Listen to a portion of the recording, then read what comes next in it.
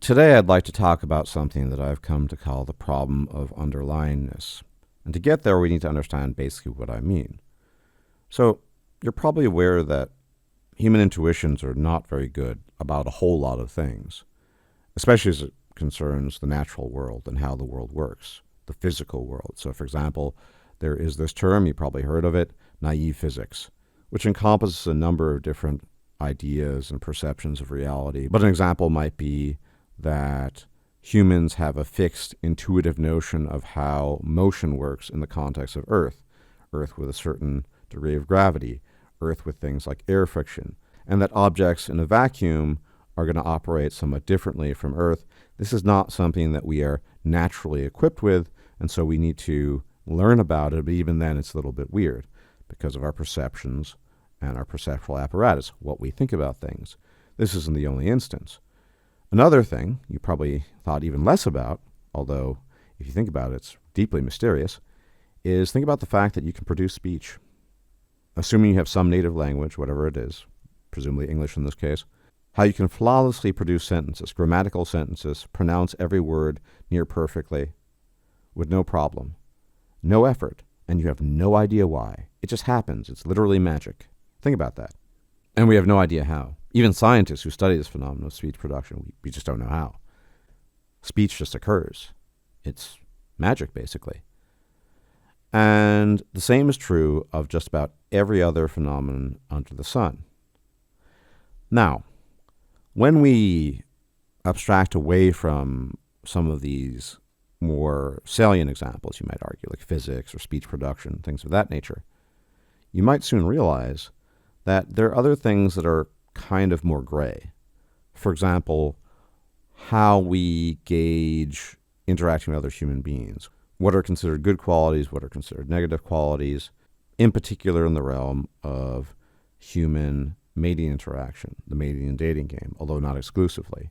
So, for example, you probably have heard the quip about not talking about religion and politics in polite company or at the dinner table or whatever, right? This idea that you need to sort of maintain certain things. And the whole gamut of slogans such as, it's what's on the inside that counts. Your personality is supposedly the most important thing you have. Height doesn't matter, whatever it might be, right? There are all these things that we tell each other that we know aren't true on some level, although those intuitions are a lot more muddled and grayer than are the very straightforward false intuitions we have about things like physics, basic biological functions, speech production, etc., etc. So, on the one hand, we act a certain way, right? We act a different way to attractive people than we do to not so attractive people. And I've seen this 1,000 times, right? I remember an instance online, and there was this guy chatting with this girl for quite some time, and he was enjoying her company, enjoyed chatting with her, blah, blah, blah. Didn't know what she looked like at all, but she seemed really cool. And then he finds out that she's really, really fat, borderline obese, and she looks kind of like crap. And then instantly the interest just dissipates. Of course, there's disappointment there, right? Because as we know, looks supersede everything else. But that's not something that's either public knowledge or, more importantly, publicly acknowledged. The underlying problem, say in the mating dating game in this case, is that looks matter more than anything else. Other things matter, but after the looks test, right? But that's not something we ever really talk about.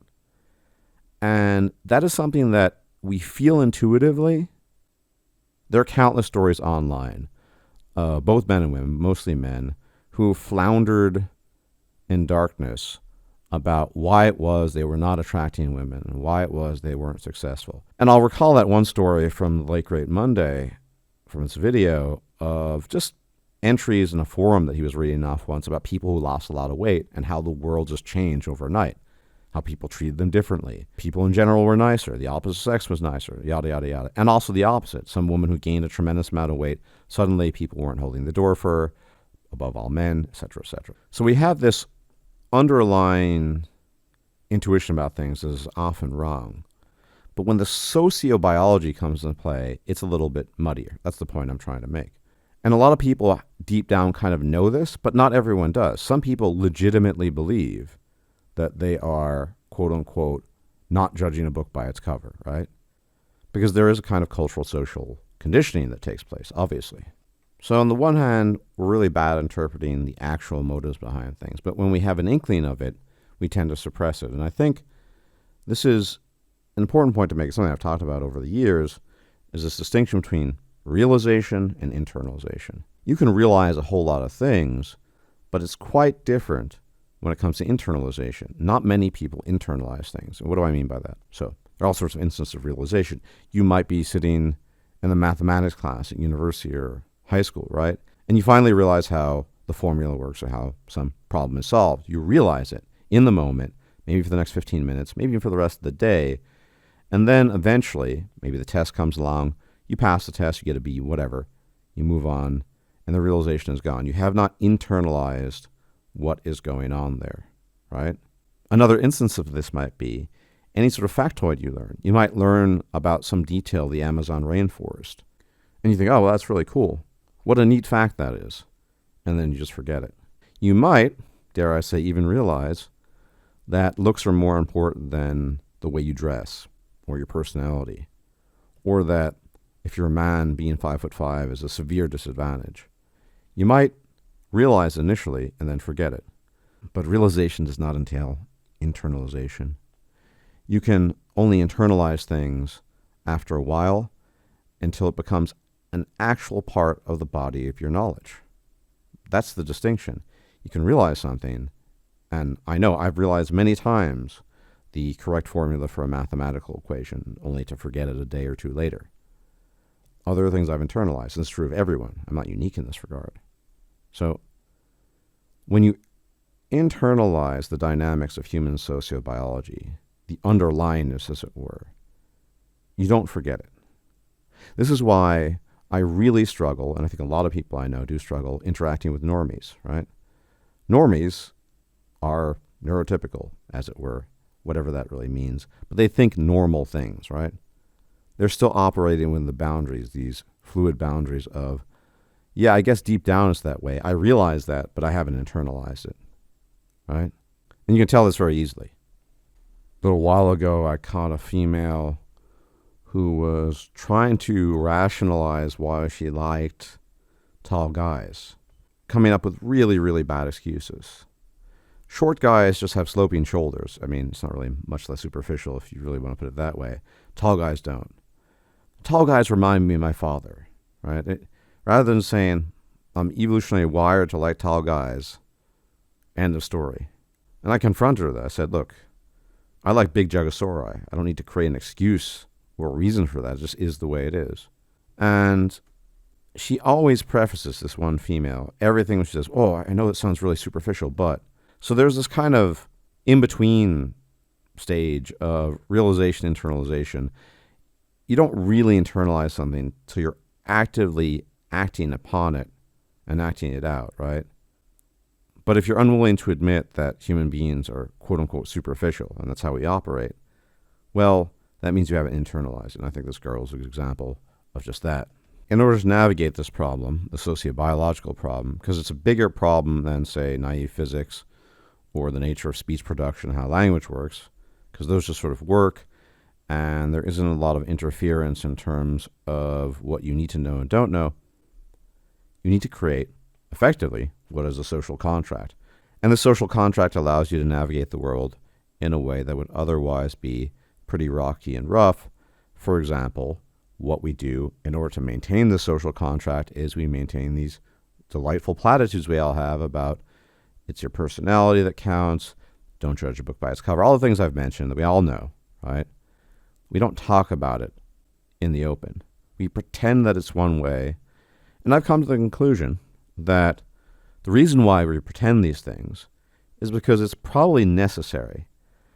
There might be some element of polite society that requires it. The ability to get along with each other, rather than hitting each other on the head with hard truths left and right all the time. Imagine you're trying to counsel a friend and you're using normie speech, right? Saying, well, better luck next time, and, just work on being funnier, and maybe you can dress a little different because your jeans didn't look too good or whatever, right? Imagine instead of that saying, well, You're only 5'6", you're balding, and you look like crap. And you're probably never going to get a girl, unless you pay for it. If everyone operated along those lines, the general sense of trust that people have, I think potentially could shatter.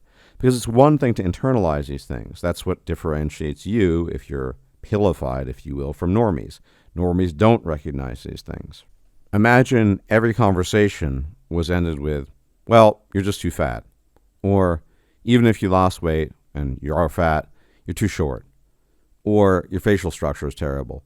Everyone intuitively feels that, but no one says that out in the open. Because people don't want to be mean. And the other thing is, again, I have to stress this, that normies think in a certain way. They think in certain categories. They realize these things for a moment, and they get back to their lives, and they just push it all to the back of their mind. And so a world where everyone had internalized this at the deepest level might be, arguably, a world where people simply cannot coexist peacefully and get along with each other. At least normies couldn't, because the truth would just be too harsh. And so this is part of underlyingness, I think. In addition to all the naive intuitions we have about things and our lack of understanding about the world, we might in fact need this form of a social contract wherein we do not actively speak the truth in order to get along. And it can be as simple as you don't tell your aunt that she's an ugly, fat piece of whatever, even though everyone realizes that she's just that, right? And it seems to be the case that most people need that. Most people need that superficial lie in order to keep going. That's what they need. And so, that is the other social contract that unfortunately most of us are wed to.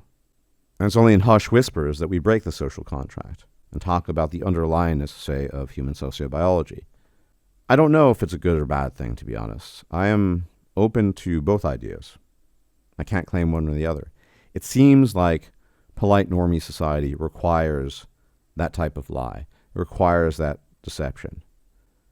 And if everyone were just open about the underlyingness of our sociobiology and our nature, maybe everyone would feel a lot worse. On the other hand, a lot of people, particularly the incelosphere, feel resentment for being lied to. They don't like it. They'd rather the truth be out there, rather than pretending that it's some thing that they're doing, which is why they can't get access to box, instead of just saying, look, you're short and ugly. End of story. That's why you can't get it. They realize that's the case, but they're told otherwise. And that can be very annoying. So it really depends. I think, ultimately, if I had to err on the side of caution, normie intuitions about human interactions are okay as long as you're average looking, right? As long as you pass certain looks thresholds, as long as there's a certain neurotypical element to the way you think and engage with the world, then that works better than the alternative. But if you're highly divergent anyway, whether it's looks, cognitively, etc., that lie, the lie of this social contract, might be more harmful than it's beneficial. Probably how it works at the end of the day, although we can't know for sure. Anyway, as always, thank you for tuning in. Please hit the bell icon to be informed of my videos, since so many people have told me they are being unsubscribed to me and not getting informed of my videos, shockingly, because YouTube likes to do that. And all that other YouTube jazz. Comment, subscribe if you're not here to sub, share the video, yada, yada, yada. Thank you for the support as much as you give it to me. And I will check you out next time if I'm still alive. May the gods watch over you. Bye-bye. If you liked this video, please like, share, and subscribe. And if you enjoy my content, please consider making a donation or becoming a patron. Thanks for watching.